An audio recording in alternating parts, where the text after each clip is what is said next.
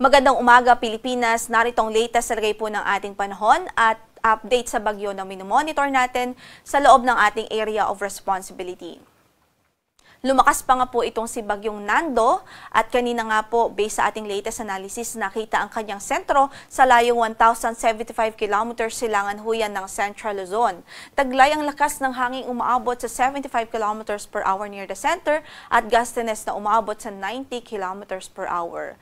Ang kanyang pagkilos, pakanluran, hilagang kanluran sa bilis na 15 kilometers per hour. So medyo may kabagalan po ang kanyang movement sa ngayon at sa kasalukuyan wala pa naman po itong direktang epekto sa anumang bahagi ng ating kalupaan in terms of rainfall o mga pag-ulan. Samantala, maya-maya lamang ay ipapakita po natin yung latest na track na ipinalabas ng Pag-asa sa ating Tropical Cyclone Bulletin kaugnay nga po dito kay Bagyong Nando. Karagdagang impormasyon naman sa bagyong nasa labas ng ating area of responsibility. Ito po yung dating bagyong si Mirasol na ngayon ay nasa labas na po ng ating PAR. Huling nakita ang kanyang sentro as of 3 AM analysis sa layong 565 kilometers. Kanluran huyan ng Itbayat, Batanes. Taglay rin ang lakas ng hanging umaabot sa 75 kilometers per hour near the center at gustiness na umaabot sa 90 kilometers per hour. Pero sa kasalukuyan wala na po itong direktang epekto sa anumang bahagi ng ating kalupaan. Pero yung southwest monsoon o habagat, nagdudulot pa rin ng mga pag-ulan sa kanlurang bahagi ng bansa, partikular ho dito sa kanlurang bahagi ng northern at central Luzon. Based po sa latest track na ipinalabas natin kaninang 5 AM, makikita nga po natin that in the next 2 days, generally pahilagang kanluran ang kanyang pagkilos bago po ito bahagyang mag-west northwestward at mataas ang tsansa, base sa projection na ito, mataas po yung tsansang dumiretso po ito dito sa extreme northern Luzon at lubhang maapektuhan ang malaking bahagi ng northern at central Luzon. Kahit iba yung pag-iingat at paghahanda ang ating abiso sa ating mga kababayan doon. Dahil nga po nakikita natin, dahil malayo pa po ito, madami pa po siyang time o panahon para makapag-ipon ng lakas. So nakikita din po natin sa ating analysis ang further intensification bago pa ito lumapit sa ating bansa. As early as Saturday evening o Sunday morning, posible po maging typhoon na ito o malakas na bagyo.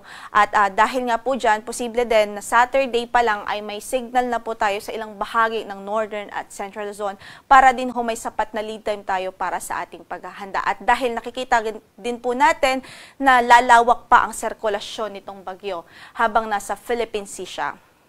As soon as maging typhoon ito, nakikita nga rin po natin na maghahatak na rin po ito ng habagat. At itong habagat magdudulot ng mga pag-ulan sa malaking bahagi ng Southern Luzon at Visayas. So wala pa man po itong bagyo, may inaasahan na po tayong mga pag-ulan sa malaking bahagi ng Katimugang Luzon at Visayas dahil naman sa habagat o southwest monsoon. Tungkol naman ho sa landfall scenario, nakikita nga po natin either maglandfall po ito dito sa northern tip ng Luzon o extreme northern Luzon o kaya naman ay close approach sa ating landmass. But either way, ang nakikita po natin ay maapektuhan ang malaking bahagi ng northern at central Luzon. Kaya't iba yung pong paghahandang ating abiso at magantabay po sa mga updates ng Pag-asa. Lalo na't possible din ho itong ma-reach o posibleng lumakas pa ito into super typhoon bago po ito lumapit sa ating landmass. Kaya't patuloy po tayong magantabay sa magiging updates po natin. Dahil naman sa southwest monsoon at trough nitong si Bagyong Nando, inaasahan natin ang mga occasional gusty winds dito po sa Ilocos Region, Zambales, Bataan, Bicol Region at Eastern Visayas sa araw na ito. By tomorrow naman sa Bicol Region, Eastern Visayas at sa Caraga, habang sa Sunday sa Bicol Region, Eastern Visayas at Caraga. Para naman sa pagtaya ng ating panahon, dahil pa rin ho sa habagat, asahan pa rin natin ng maulap na papawirin at mataas na tsansa ng mga pag-ulan dito sa Ilocos Region, Cordillera Administrative Region, sa Zambales at Bataan sa araw na ito dahil nga po sa habagat. So saan man ang lakad ng ating mga kababayan doon, huwag hong kalimutang magdala ho ng mga pananggalang sa ulan at mag-ingat na rin ho sa mga banta ng pagbaha. Sa Metro Manila at natitirang bahagi ng Luzon ay bahagyang maulap hanggang sa maulap ang ating papawirin, pero meron pa rin tayong tsansa ng mga thunderstorms anytime of the day. Sa Metro Manila, 25 to 31 degrees Celsius ang inaasahang magiging agwat ng temperatura. Sa Baguio ay 17 to 24 degrees Celsius, 26 to 30 degrees Celsius naman sa Lawag, 24 to 33 degrees Celsius sa Tugigrao, 25 to 32 degrees Celsius naman po sa Legazpi City at 22 to 31 degrees Celsius sa Tagaytay.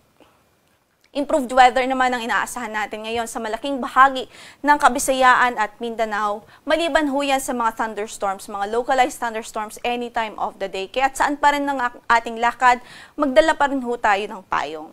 Sa Tacloban, 25 to 32 degrees Celsius ang inaasahang magiging agwat ng temperatura.